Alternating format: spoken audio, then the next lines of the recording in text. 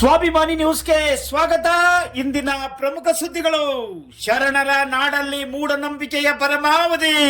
ಶಿಕಾರಿಪುರ ತಾಲೂಕಿನ ಬೋಗಿ ಗ್ರಾಮದ ಈ ಕುಟುಂಬದ ಮೇಲೆ ವಾಮಾಚಾರ ಪ್ರಯೋಗ. ಭಯಗೊಂಡ ಕುಟುಂಬದವರು, ಊರಿನ ಗ್ರಾಮಸ್ಥರು.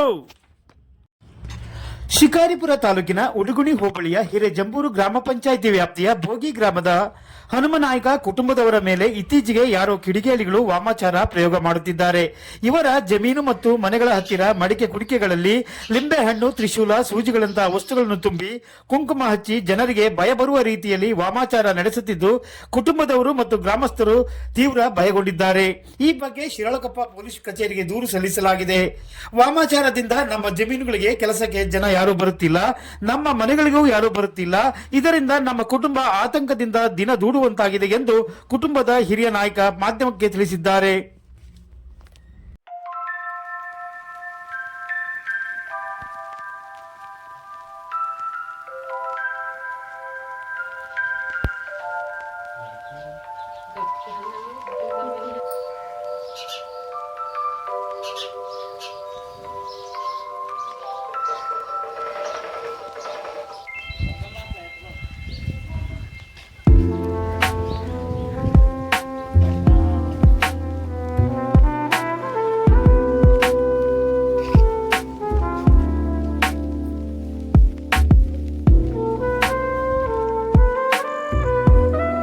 ಮಣಿ ಇದ್ರೊಳಗೆ ಬರ್ದಾರ ಅದನ್ನು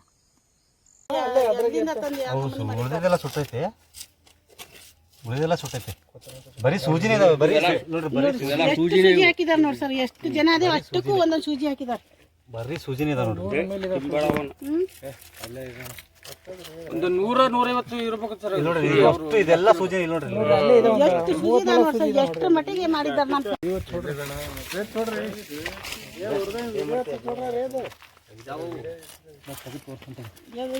ನೋಡ್ರಿ ಸರ್ ಹೆಂಗ್ ಮಾಡಿದಾರ ಅವರು. ಎಷ್ಟು ತಗಡ ಹಾಕಿದಾರೆ, ಎಷ್ಟು ಸೂಜಿ ಹಾಕಿದಾರ. ತರ್ಸೋಣ ನೋಡಿ ಎಲ್ಲಿಂದ ತಂದಿದ್ದಾರು.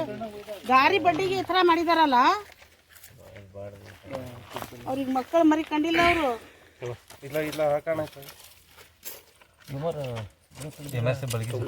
ಹೆಂಗ್ ದುಡಕ ಹೆದರಿಕೆ ಆಗದ್ ನಮಗೆ. ಅವ್ ಫಸ್ಟಿನ ದಿವಸ ಮಾಡಿ ಇಟ್ಟಿದ್ರಲ್ರಿ, ಅವಾಗ ನೋಡ್ಕೊಂತ ಹೋಗಾಕ ಹೆದರಿಕೆ ಆಗೋದು. ಹಿಂಗ ಅಡ್ಡ ಮಕ್ಕ ಹಾಕಿ ಹೋಗ್ತಿದ್ವಿ ನಾವು. ಆ ತರ ಮಾಡಿ ಸುಟ್ಟ ಮೇಲೆ ಒಂದಿಷ್ಟು ಚಂದ ಇದು ಕಾಣ್ತದ. ಅದೀಗ ಎಷ್ಟು ಸರಿ ತಕ್ಷಣ ಗೊತ್ತಾಗ್ಲಿಲ್ಲ. ಇದು ಬೈಲಿಗೆ ಬಿದ್ದೈತಿ. ಎಷ್ಟು ದಾರಿ ಅಡ್ಡು ನೋಡ್ಕೊಂಡ್ ಮಾಡ್ತಾರ. ಕರೆಕ್ಟ್ 14 ಜನ ಅದಾವೆ. 14 ನಿಂಬೆಹಣ್ಣು ಇದು ಕಟ್ಟ ಪೂರ್ತಿ ಮನೆಯವ್ರು ಒಬ್ಬ ಎಲ್ಲ ಎಲ್ರದ್ದು ಸರ ಎಷ್ಟು 30 ವರ್ಷದಿಂದ ಇದೇ ತರ ಕಾಣಿಸ್ತಾ ಇದಾರೆ ನಮಗೆ. ಇಲ್ಲೆಲ್ಲ ಹೋಗಂದಿಲ್ಲ ಅವರು. ಅಲ್ಲ ಎಲ್ಲಾರು ಹೋಗ್ಲಿ ಕೋಳಿ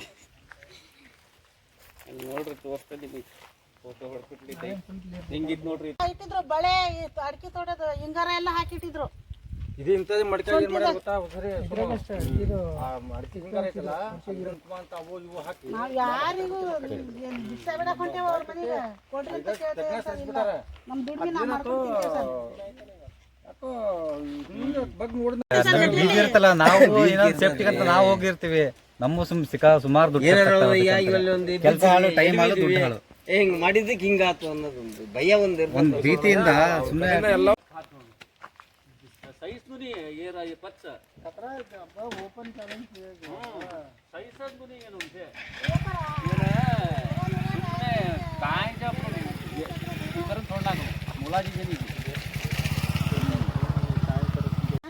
ಪದೇ ಪದೇ ಕೇಳ್ಕೊಂತೀವಿ.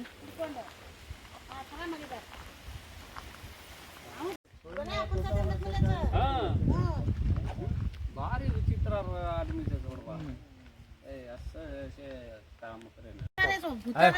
ಮಾಡ್ಬಾರ್ದಲ್ಲ.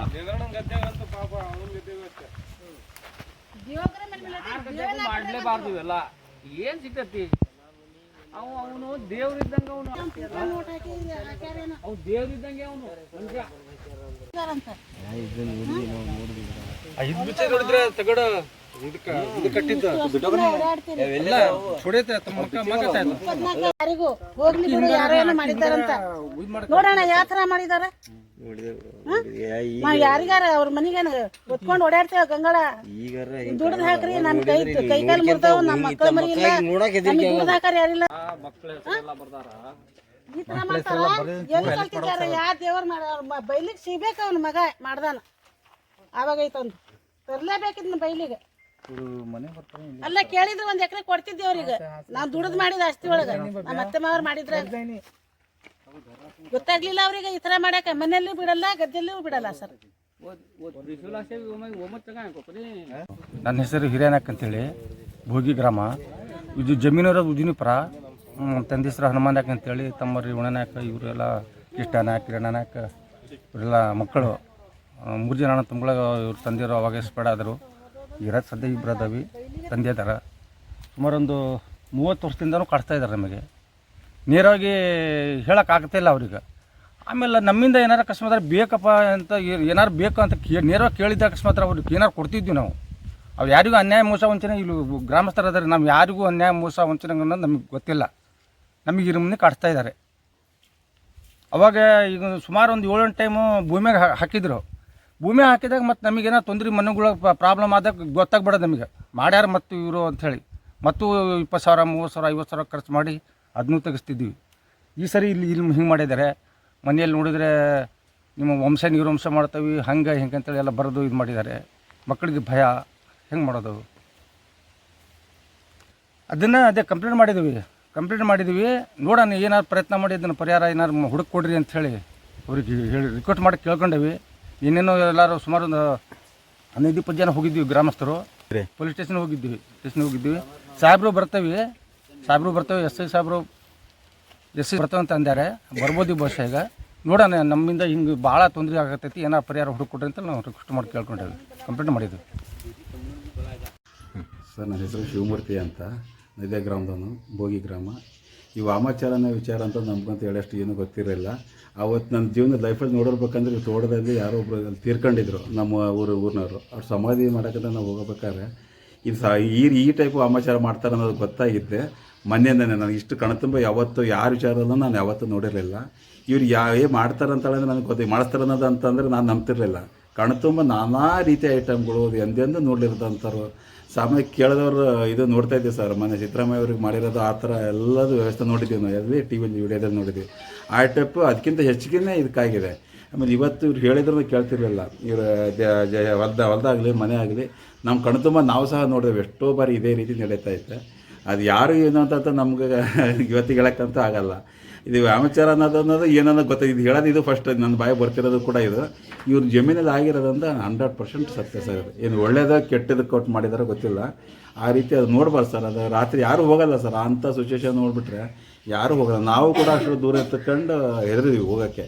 ಇಂಥ ಪರಿಸ್ಥಿತಿ ಯಾವತ್ತು ಎಲ್ಲೆಲ್ಲಿ ನೋಡಿಲ್ಲಪ್ಪ ನಾವು. ಇದೇನು ಅಂತ ಅಂದ್ಕೊಂಡಿವಿ ಸರ್. ಇದು ಇನ್ನು ಮುಂದೆ ಯಾರು ಮಾಡ್ಯಾರಂತ ನಾವು ಹಿಂಗಂತೂ ಹೇಳೋಕ್ಕಾಗಲ್ಲ ಸರ್. ಈಗ ಅದು ತನ್ನಷ್ಟು ತಾನೇ ಕಾಲಕ್ರಮಣ ಗೊತ್ತಾಗುತ್ತೆ ಸರ್. ಅದು ಈ ವಿಚಾರದಲ್ಲಿ ಯಾರ್ದಾರು ಜಗಳ ಬಂದೆ ಯಾರು ಮಾಡಿದ್ರೆ, ಈಗ ನನ್ನ ಫ್ರೆಂಡ್ ಯಾರು ಮಾಡಿದ್ರೆ ಏನಾರು ಮಾಡಿ ನಮ್ಮ ಒಳಗೆ ಏನಾರು ಹೊಡೆದು ಕೊಟ್ಟಿದಾಗ ಗೊತ್ತಾಗುತ್ತೆ. ನಮ್ಮ ಫ್ಯಾಮಿಲಿಯಲ್ಲಿ ಏನಾರು ಆದ್ರೂ ಒಂದು ವೇಳೆ ಎಲ್ಲಾದ್ರೂ ಹಂಗಾದ್ರೂ ಗೊತ್ತಾಗುತ್ತೆ ಸರ್. ಸ್ವಲ್ಪ ಕಾದು ನೋಡಬೇಕು. ಇದು ಆಗಿರೋದಂತೂ 100%. ನಮ್ಮವ್ರು ಇವರಂತೂ ನನ್ನ ಬಾಲ್ಯದಿಂದ ನನ್ನ ಸ್ನೇಹಿತ ಪರವಾಗಿನ ಮಾತಾಡ್ತಾ ಇಲ್ಲ. ಅಲ್ಲಿ ಪರಿಸ್ಥಿತಿ ಅನುಗುಣ ನಾವು ಮಾತಾಡ್ತಾ ಇರೋದು. ಇದು ಯಾವತ್ತೂ ಅವ್ರಿಗಿದೆ. ಈ ಕತ್ತೆ ಕಟ್ಟಿರೋದು ಅವ್ರು ದುಡಿಮೆ ಸಹಿಸಲಾರ್ದನೋ ಅವ್ರು ಇರೋದು ಸಹಿಸಲಾರ್ದನೋ ಈ ರೀತಿ ಆಗ್ತಾಯಿದೆ ಅಂತ ನಮಗೆ ಗೊತ್ತಿದೆ. ಬಟ್ ನಾವು ಇಂಥವ್ರು ಯಾರು ಅಂತ ಹೇಳೋಕ್ಕಂತ ಆಗಲ್ಲ. ಇಷ್ಟಂತ ನಾನು ಹೇಳ್ಬೋದು ಸರ್. ಮತ್ತು ಮಿಕ್ಕಿದ್ದಂತೂ ನನಗೆ ಏನು ಹೇಳೋಕ್ಕಾಗಲ್ಲ. ಇನ್ನು ಹೆದರಿಗೆ ಭಯ ಅನಿಸುತ್ತೆ ಸರ್. ಈಗ ನಾನೇ ಅಲ್ಲಿ ಆ ಬೌಂಡ್ರಿಯಲ್ಲಿ ನನ್ನ ಜಮೀನಿದೆ, ಅಲ್ಲಿ ಮುಂದೆ ಹೋಗಿ ನನಗೆ ಭಯ ಅನಿಸ್ತಾ ಇದೆ.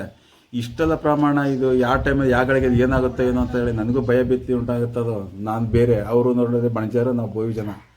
ಅಂಥದ್ರಲ್ಲೂ ನಾವು ಅದೇ ಭಾಗದಲ್ಲಿ ಹೋಗ್ಬೇಕಾದ್ರೆ ನಮಗೂ ಕೂಡ ಭಯ ಅನಿಸುತ್ತೆ. ನಾನು ಅಂದ್ಕೊಂಡೆ ಇವರು ದೇವ್ರು ಮಾಡಿದ್ದಾರೆ, ಇಲ್ಲಿ ಮೂರ್ತಿ ಮಾಡಿದ್ದಾರೆ, ಇಂಥದ್ರಲ್ಲಿ ಮೂರ್ತಿ ಮಾಡಬೇಕಾದ್ರೆ ಈ ಮೂರ್ತಿ ಎಲ್ಲಿ ಹೋಗಿದೆ ಅಂತ ಅಂದ್ಕೊಂಡು ಅಷ್ಟೊಂದು ಪೂಜೆ ಪುನಸ್ಕಾರದಲ್ಲಿ ಎತ್ತಿದ ಕೈ ನಂಬರ್ 1 ಅವರು. ಅಂಥದ್ರಲ್ಲಿ ಇಂಥವ್ರು ಹಿಂಗಾಗುತ್ತೆ ಅಂದರೆ ಇದು ಏನಪ್ಪ ಅಂತ ಮಾತಾಡ್ಕೊಂಡು ಹೋಗಿದ್ದೀನಿ ನಾನು ಅವತ್ತಿನ ದಿವಸ ನನ್ನ ಜೊತೆಗಾರರ ಜೊತೆಗೆ. ಅವತ್ತು ಅದು ನೋಡಿದ್ರೆ ಭಯನೇ ಸರ್. ಅದು ಈಗ ನೀವು ಕೂಡ ಅಲ್ಲಿ ಇರ್ಬೋದು, ಬಟ್ ಅದು ತೆಗ್ದಾರ ಸುಟ್ಟಾರ ಗೊತ್ತಿಲ್ಲ.